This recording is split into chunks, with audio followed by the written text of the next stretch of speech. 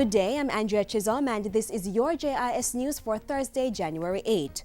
Customers of the Jamaica Public Service Company JPS should benefit from a slight reduction in electricity rates approved by the Office of Utilities Regulation O.U.R.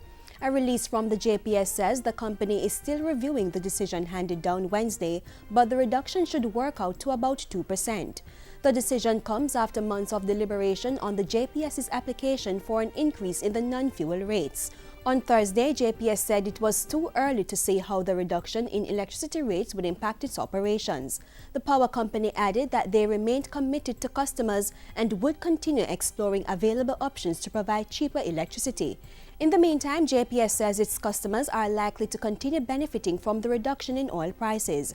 In 2014, electricity bills decreased by about 20% as a result of the decrease in world oil prices.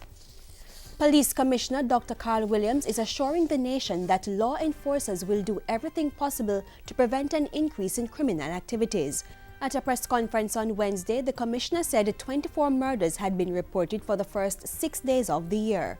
We have already deployed additional JSF resources to areas most severely affected like Spanish Town and environs and St. James, particularly Montego Bay. We are being fully supported by the JDF in this endeavor. Dr. Williams added that the police had credible intelligence on the persons committing the murders and would implement measures to apprehend and convict those persons. The work will also continue to eliminate gangs and their facilitators, while community policing initiatives will be strengthened. We will increase our general operational thrust by redeploying officers from non-geographic and non-operational sections. But whatever we do, we will demonstrate the utmost respect for human rights and human dignity. And the police are anticipating that over 500 persons will be charged under the Law Reform Fraudulent Transactions Special Provisions Act, popularly called the Anti-Lotto Scam Bill, by the end of the year. So far, we have about 26 persons charged under the legislation that are currently in court, and we're pursuing 400 more investigations under the legislation. DCP Glenmere Hines added that the police would also be targeting 21 guns for drugs syndicates operating in the country. He also urged individuals not to embrace criminal gangs in their communities. Because even if they are protecting that community, they are going to wrong other persons from other communities.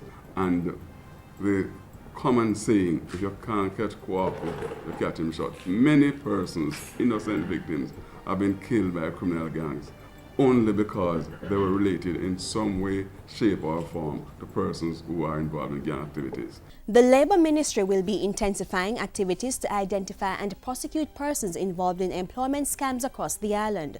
This comes on the heels of several reports of unscrupulous individuals offering to find jobs overseas for unsuspecting persons.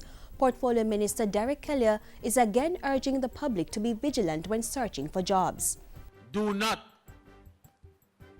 engage with any persons who offer you jobs abroad unless you check with the Ministry of Labour and Social Security first to make sure that they are registered with the employment agencies that the ministry gives sanction to. Minister Kelly was addressing the first batch of farm workers who left the island on Tuesday to participate in the Overseas Employment Program in Canada. And finally, the Ministry of Education and the Office of Disaster Preparedness and Emergency Management ODPEM will be increasing the number of earthquake drills in schools so that students and staff will be better prepared for the natural disaster.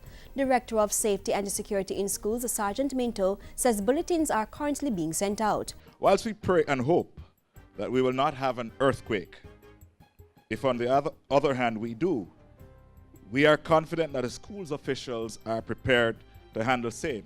Sergeant Minto was addressing Tuesday's launch of Earthquake Awareness Month.